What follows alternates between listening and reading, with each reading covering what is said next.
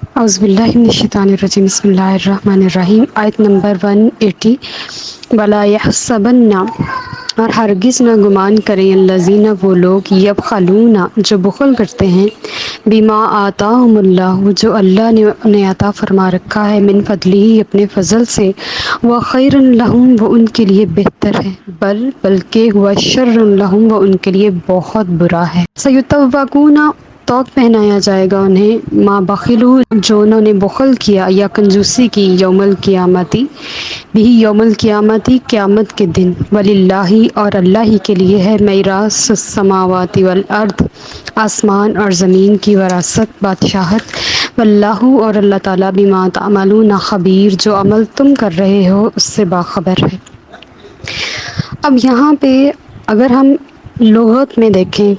معنی میں دیکھیں تو بخل کسے کہتے ہیں، کنجوسی کسے کہتے ہیں؟ بخل اس چیز کا روک لینا جس کا ادا کرنا واجب ہو، یہ بخل کہلاتا ہے، کنجوسی کہلاتی ہے۔ اللہ تعالیٰ نے ان کو ادا کرنا واجب قرار دی ہے، وہ جب اس کو ادا نہیں کرتے تو وہ بخل کرتے ہیں، حالانکہ اللہ پاک نے انہیں اپنے فضل سے عطا کیا ہے، اور اللہ تعالیٰ فرما رہے ہیں اگر وہ دیں گے نا اس میں سے جو میں نے دیا ہے تو وہ ان کے لیے بہتر ہے، اور اللہ ان کو مزید بہتر عطا فرمائے گا۔ اگر آپ دیں گے تو آپ کا بڑھے گا، یہاں پر بھی وہاں بھی، 10 دنیا 70 آخرت، سنا تو ہے سب نے۔ تو وہ یہ سمجھتے ہیں کہ اگر ہم کنجوسی کر رہے ہیں تو یہ ہمارے لیے اچھا ہے، ہم اپنا مال بچا رہے ہیں، لیکن اللہ تعالیٰ فرما رہے ہیں دنیا میں تو وہ بچا رہے ہیں لیکن آخرت میں ان کے لیے برا ہے، انہیں طوق پہنایا جائے گا قیامت والے دن جو انہوں نے بخل کیا۔ نبی کریم صلی اللہ علیہ وسلم کی حدیث مبارکہ ہے جس کو اللہ تعالیٰ نے مال دیا اور اس نے زکوٰۃ ادا نہ کی، وہ مال سانپ بن کر اس کو طوق کی طرح لپٹے گا اور یہ کہہ کر ڈستا جائے گا کہ میں تیرا مال ہوں، میں تیرا خزانہ ہوں۔ یہ وہ طوق ہے جو قیامت والے دن اس بخیل کو پہنایا جائے گا جو اپنا مال اللہ کی راہ میں یا زکوٰۃ میں، صدقات میں، خیرات میں خرچ نہیں کرتا تھا۔ اور اللہ کے لیے ہے میراث، بادشاہت آسمانوں اور زمین کی۔ ہم کیا ہیں؟ یہ ہمارا خزانہ نہیں ہے، آج مر گئے تو یہ کسی اور کا ہو جائے گا، وہ مر گیا تو پھر کسی اور کا ہو جائے گا۔ بادشاہت، حکومت، سلطنت، دولت، میراث سب اللہ کی ہے، آسمانوں اور زمین میں سب اس کا ہے، اور اللہ جو کچھ تم عمل کر رہے ہو اس سے باخبر ہے۔ آیت نمبر 181 لقد سمع اللہ یقیناً سن لیا اللہ تعالیٰ نے قول الذین ان لوگوں کی بات یا ان لوگوں کا قول قالو جنہوں نے کہا ان اللہ بے شک اللہ تعالیٰ فقیر ہے ونحن اور ہم اغنیاء غنی ہیں، نعوذ باللہ۔ سنکتبو ہم ضرور لکھ لیں گے ما قالو جو انہوں نے کہا وقتلہم اور قتل کرنا الانبیاء نبیوں کو بغیر حق ناحق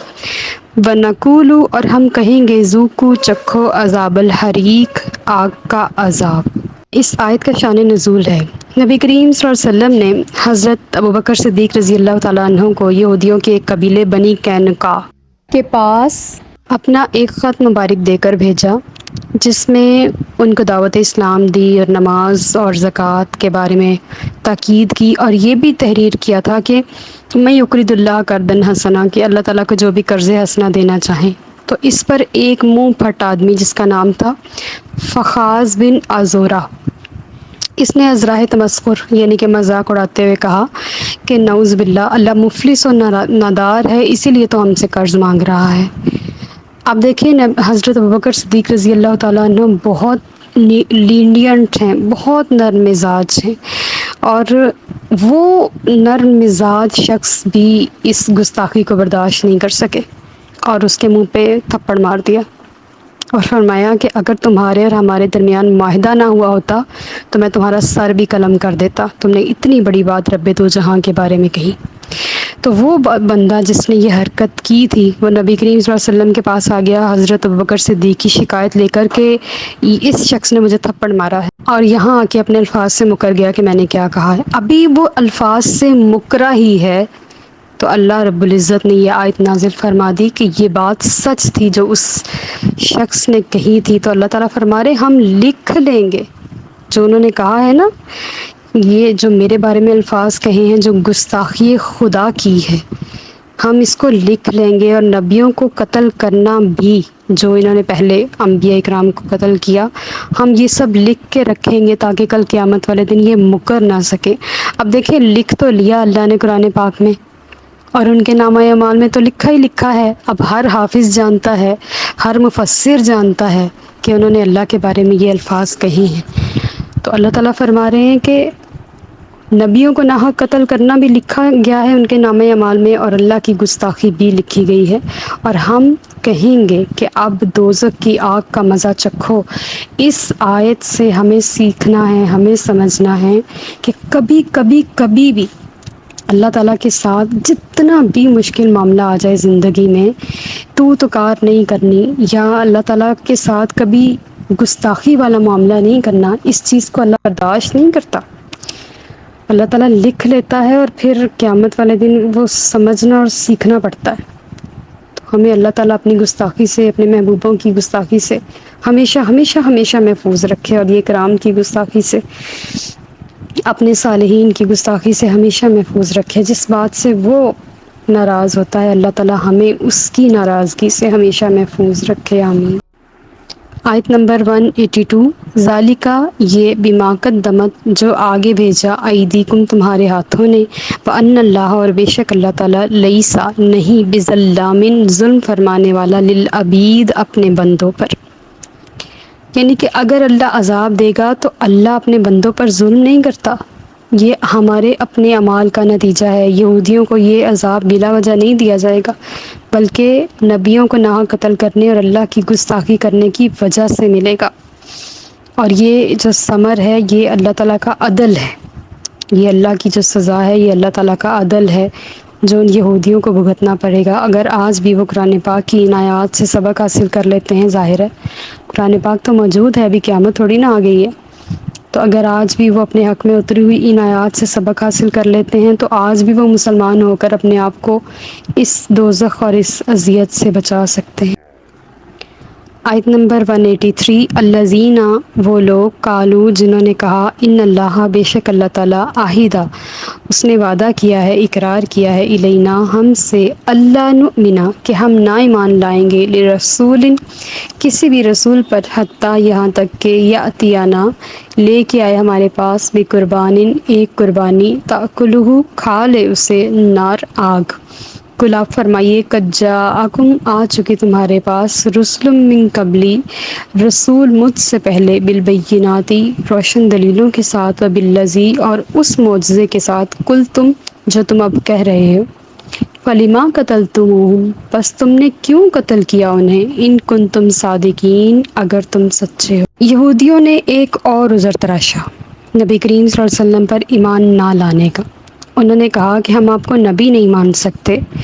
کیونکہ ہمارے رب نے ہم سے پختہ وعدہ لیا ہے کہ کسی ایسے شخص کو نبی نہیں ماننا جو تمہیں یہ معجزہ نہ دکھائے کہ وہ قربانی کرے اور آسمان سے ایک آگ آ کر اسے جلا نہ دے۔ آپ نے یہ معجزہ دکھایا نہیں، اس لیے ہم آپ کو آپ کی رسالت کو تسلیم کرنے سے معذور ہیں، یعنی کہ ہم نے آپ کو تسلیم نہیں کرنا۔ پہلے زمانے میں یوں ہوتا تھا کہ جو بھی قربانی دیتا تھا وہ اس قربانی کو پہاڑ کے اوپر رکھایا کرتا تھا، اور جس کی قربانی اللہ کے دربار میں قبول ہو جاتی تھی تو وہ قربانی آگ آ کے لے جایا کرتی تھی، اور جس کی قربانی قبول نہیں ہوتی تھی وہ ادھر ہی پہاڑوں پہ گل سڑ جاتی تھی یا کسی پرندے کے کام آ جاتی تھی۔